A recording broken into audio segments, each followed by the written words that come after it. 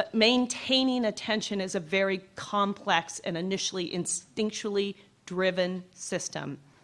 There's two ways to maintain attention. You can do top-down maintenance of attention, which is what we just said. We can think hard enough, reflect enough, bring to bear our mind and what we want to do to calm our amygdala down, to calm ourselves down so that we can focus. But there's also maintaining attention from bottom up, from the feelings and sensations that we have and the request that those are making of us to attend to those. So it's about choice often in our bodies in terms of what we choose. Maintaining attention, if you get down to the root of it, has to do with approach and engagement. So we attend to something that we feel like we can engage with, we're safe with, and we can approach. We don't tend to pay attention to things that we feel unsafe or that we can't engage in. I did that. Last but not least, responsible decision making. Bruce Perry, again, wrote a white paper that I absolutely love about the 7 stages of development with regard to respect and healthy child development. He talks about the very first thing that we have to develop is the capacity to attach to somebody who's safe, to a primary caregiver before, as I mentioned earlier, you're able to regulate in the context of those relationships. Once you can do that, if you can attach to folks and feel safe, if you can begin then to regulate with a relationship, then there's a connection made, right? Now we can have a sense of connection to other people, and only then can we think about group affiliation, right? If I can then connect with other people, can I expand that? Can I feel safe in a larger group, which is an affiliation? And if I can feel safe enough to do that, maybe then I can attune to other people. And maybe I can have tolerance and respect and empathy for other folks.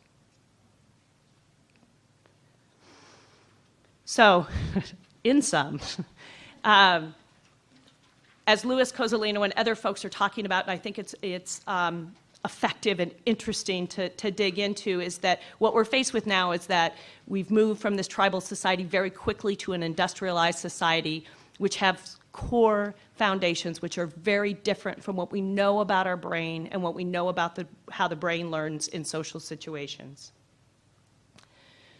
Ultimately, as Robert Pianta talks about, the teacher is an attachment figure, and we can look at school readiness and attachment and look at the primary explainer of whether a child is going to be able to engage and have school readiness skills is their level of attachment, and that those attachment systems actually translate to teachers bilaterally. They can pass those on, and the teachers can pass back to them.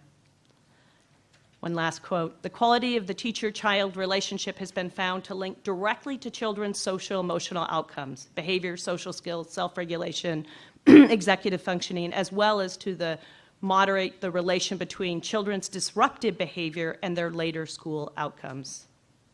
We want teachers who can provide the disconfirming experience when they're faced with students who are putting upon them unintentionally the feeling that they are not worthy. You are worthy and wanted, you're capable, you're safe. I, as an educator and a human, are available and I won't reject you.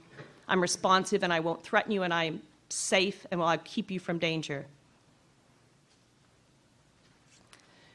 I think if you talk to teachers these days, and I get to talk with lots of teachers, what we would say is they spend a fabulous job preparing, but you don't get to learn the science and skills of relationships, which I tried to cram into about 45 minutes for you all today, that clearly takes more time for people to engage in. But we know from the psychotherapies, we know from the brain science at this point how to activate brains, how to engage students in learning, and primarily that happens through relationships. But I think we need to be able to prepare educators for that task.